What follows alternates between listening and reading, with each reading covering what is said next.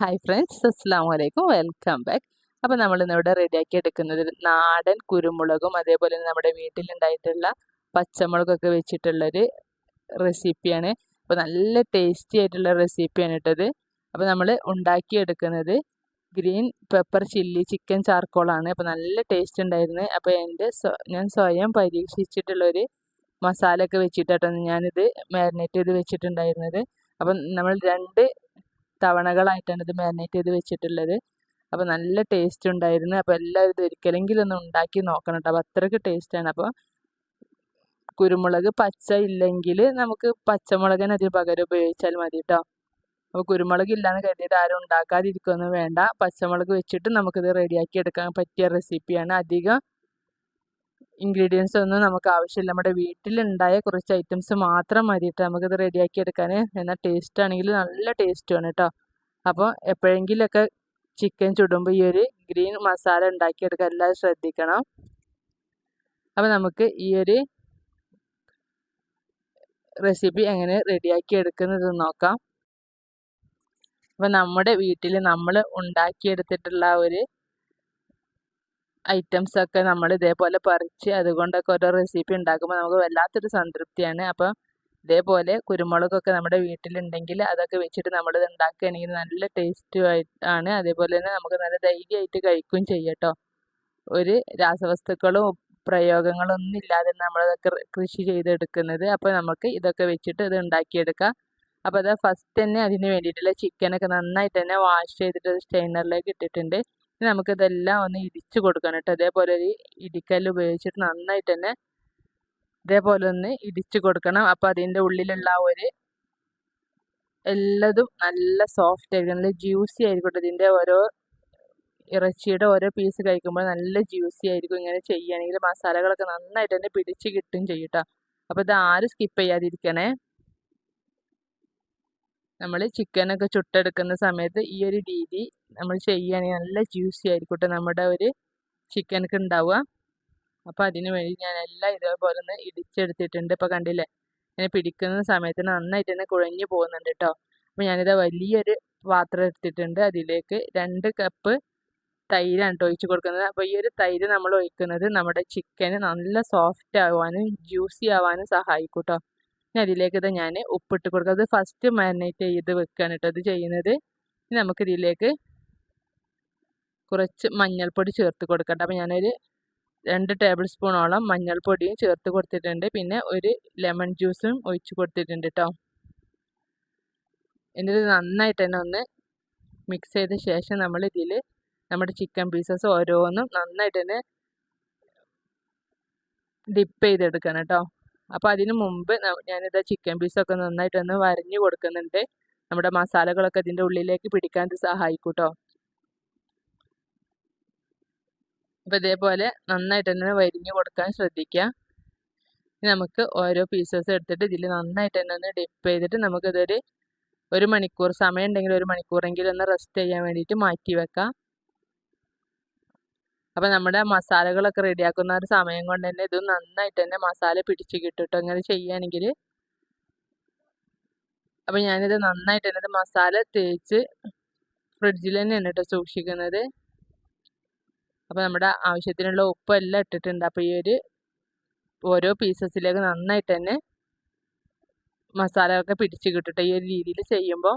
അപ്പോൾ ഞാൻ ഇതിന് മുമ്പും ഇതേപോലെ തന്നെ ചാർക്കോളൊക്കെ റെഡിയാക്കിയിട്ടുണ്ട്. അതിൽ നിന്ന് വ്യത്യസ്തമായിട്ടാണ് ഇത് റെഡിയാക്കി എടുക്കുന്നത്. അപ്പോൾ ഇത് നല്ല ടേസ്റ്റ് തന്നെ ഉണ്ടായിരുന്നു കേട്ടോ. അപ്പോൾ അത് നിങ്ങളുമായിട്ടൊന്ന് ഷെയർ ചെയ്യാൻ കരുതിയിട്ടാണ്. അപ്പോൾ ഇതൊന്ന് നമുക്ക് മാറ്റി വെക്കാം. ആ ഒരു സമയം കൊണ്ട് നമുക്ക് ഇതിലേക്കുള്ള മസാലകളൊക്കെ റെഡിയാക്കാം. അപ്പോൾ എല്ലാ ഇൻഗ്രീഡിയൻസും ഞാൻ ഇതേ രീതിക്കൊന്ന് ഇവിടെ ഒരുമിച്ച് വെച്ചിട്ടുണ്ട് കേട്ടോ. അപ്പോൾ ഇനി നമുക്കിതൊക്കെ ഒരു മിക്സിയുടെ ജാറിലിട്ട് നന്നായിട്ടൊന്ന് അരച്ചെടുക്കണം. അപ്പോൾ ഫസ്റ്റ് ഞാനിത് ഇഞ്ചിയും ചെറിയ ഉള്ളിയും അതേപോലെ തന്നെ വെളുത്തുള്ളിയും അതൊക്കെ നമ്മുടെ പീസസ് എത്രയുണ്ടോ അതിനനുസരിച്ച് എടുക്കാവുന്നതാണ് കേട്ടോ. അപ്പോൾ ഞാൻ ഏകദേശം ഒരു 12 പീസാണ് ചുട്ടെടുക്കുന്നത്. പിന്നെ ഇതിലേക്ക് ഒരു ക്യാപ്സിക്കം അതേപോലെ തന്നെ പുതിന ഇല മല്ലിയില അതൊക്കെ ചേർത്ത് കൊടുക്കുന്നുണ്ട്. ഒക്കെ അതൊരു മിക്സിയുടെ ജാറിലേക്ക് ഇട്ടിട്ട് പിന്നെ ആവശ്യത്തിനുള്ള കറിവേപ്പിലയും ചേർത്ത് കൊടുത്തിട്ടുണ്ടെങ്കിൽ നമുക്ക് നന്നായിട്ട് ഇതേപോലെ തന്നെ ബ്ലെൻഡ് ചെയ്തെടുക്കണം. ഇനി നമുക്കിതിലേക്ക് സവാള തക്കാളി ഒരു പകുതി സവാളയും ഒരു തക്കാളിയാണ് ഞാൻ എടുത്തിട്ടുള്ളത്. അതുകൂടി ഇതിലേക്ക് ഇട്ട് കൊടുത്തിട്ടുണ്ട്. ഇനി ബാക്കിയുള്ള മല്ലിയിലയും അതേപോലെ തന്നെ നമ്മുടെ കുരുമുളക്, പച്ച കുരുമുളക് നല്ല മൂത്തിട്ടുണ്ട് കേട്ടോ. അപ്പോൾ നല്ല അതേപോലെ തന്നെ പച്ചമുളകും ചേർത്ത് കൊടുത്തിട്ടുണ്ട്. അപ്പോൾ നമുക്ക് എരിവിന് എത്രയാണ് ആവശ്യം അതിനനുസരിച്ച് പച്ചമുളകും കുരുമുളകും ചേർത്ത് കൊടുക്കുക. പിന്നെ കളറൊന്നും ഒട്ടും ചേഞ്ച് ആവാതിരിക്കാൻ ഞാനിതിലേക്ക് ഒരു ലെമൺ ജ്യൂസ് കൂടി ഒഴിച്ച് കൊടുക്കുന്നുണ്ട്. അതിൻ്റെ കുരുക്കളൊന്നും ഉണ്ടാവാതിരിക്കാൻ ശ്രദ്ധിക്കുക കേട്ടോ. അപ്പോൾ കയ്പ്പ് ടേസ്റ്റ് വരും. അപ്പോൾ അതെല്ലാം ഞാൻ അടിച്ചെടുത്തിട്ടുണ്ട്. ഇനി അതിലേക്ക് തന്നെ ഇത് ചെറിയ ജീരകം 2 ടീസ്പൂണ്, 1 ടീസ്പൂണ് വലിയ ജീരകം, പിന്നെ ബേ ലീവ്സ്, അവയെല്ലാം കൂടി ഇട്ട് നന്നായിട്ട് പൊടിച്ചെടുത്തിട്ടുണ്ട്. അത് നമ്മുടെ ഒരു ഗ്രീൻ മസാലയിലേക്ക് ചേർത്ത് കൊടുക്കുക.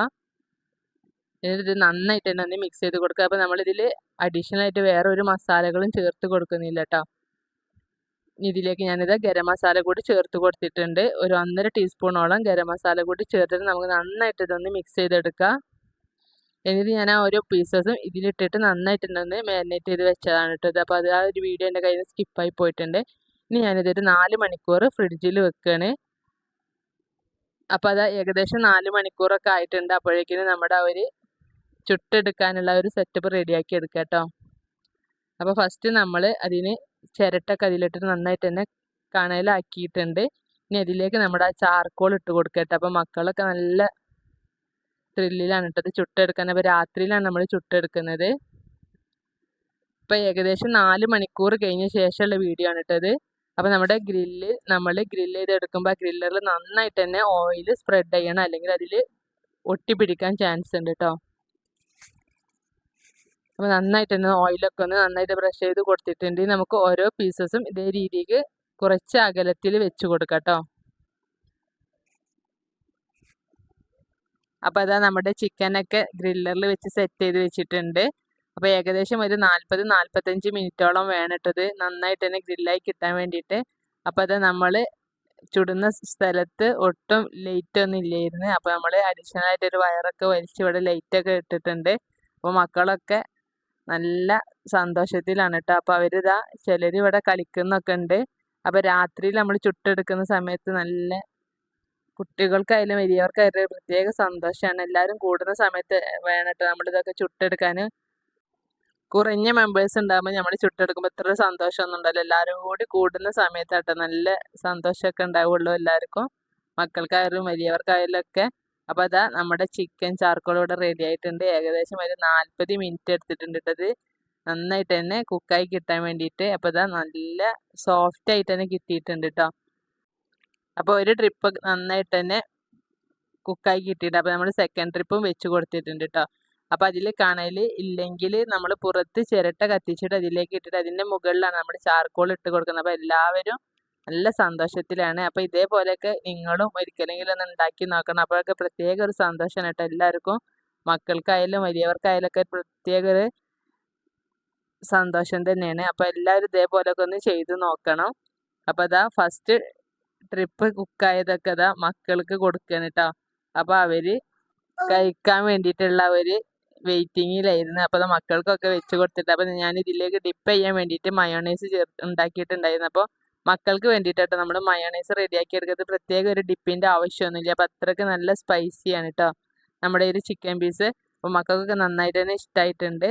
അപ്പോൾ എല്ലാവരും ഇതേപോലെയൊക്കെ ഒന്ന് ട്രൈ ചെയ്ത് നോക്കണം. നമ്മൾ കഴിക്കുന്നതിനേക്കാളും ത്രില്ലാണ് ഇത് ഉണ്ടാക്കുന്ന ആ ഒരു സമയത്ത്. അപ്പോൾ അതൊക്കെ അനുഭവിച്ചറിഞ്ഞെങ്കിൽ തന്നെ അറിയുള്ളൂ കേട്ടോ. അപ്പോൾ എല്ലാവരും ഇത് ഒരിക്കലെങ്കിലും ട്രൈ ചെയ്ത് നോക്കുക. ഇഷ്ടമായെങ്കിൽ ലൈക്ക് ചെയ്യാനും ഷെയർ ചെയ്യാനും കമൻറ്റ് ചെയ്യാനും മറക്കരുത്.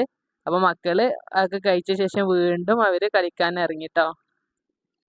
സാധാരണ നമ്മൾ രാത്രിയിലൊന്നും ഈ ഒരു സമയത്ത് നമ്മൾ ഈ ഭാഗത്തേക്കൊന്നും ഇറങ്ങി വരാറില്ല. അപ്പോൾ മക്കൾക്ക് ഈ ഒരു ലൈറ്റൊക്കെ കാണുമ്പോൾ പ്രത്യേക ഒരു സന്തോഷം. അവർ പകലെന്ന പോലെ തന്നെ മൺപാത്രങ്ങളൊക്കെ ഉണ്ടാക്കി കളിക്കലും ഒക്കെ തുടങ്ങിയിട്ടുണ്ട് കേട്ടോ. അപ്പോൾ നമ്മളിത് കഴിക്കുന്നതിനേക്കാളും ഒരു വല്ലാത്തൊരു സന്തോഷമാണ് ഇതേപോലെ പുറത്തൊക്കെ വെച്ചിട്ട് നമ്മൾ ചുട്ടെടുക്കുന്നത്. അപ്പോൾ അത് എല്ലാവരും ഇതേപോലെയൊക്കെ ഒന്ന് ട്രൈ ചെയ്ത് നോക്കുക. നമ്മൾക്കൊരു മൈൻഡൊക്കെ ഒന്ന് റീഫ്രഷ് ചെയ്യാനൊക്കെ നല്ലതാണ് കേട്ടോ. അപ്പോൾ എല്ലാവരും ഇതേപോലെ ട്രൈ ചെയ്ത് നോക്കുക. ഇഷ്ടമെങ്കിൽ ലൈക്ക് ചെയ്യുക, ഷെയർ ചെയ്യുക, കമൻറ്റ് ചെയ്യുക. അപ്പോൾ ആരെങ്കിലും സബ്സ്ക്രൈബ് ചെയ്യാതെ കാണുന്നവരുണ്ടെങ്കിൽ ഒന്ന് സബ്സ്ക്രൈബ് ചെയ്ത് സപ്പോർട്ട് ചെയ്യുക. പിന്നെ നമുക്ക് അടുത്തൊരു വീഡിയോയിൽ കാണാം. Okay, by.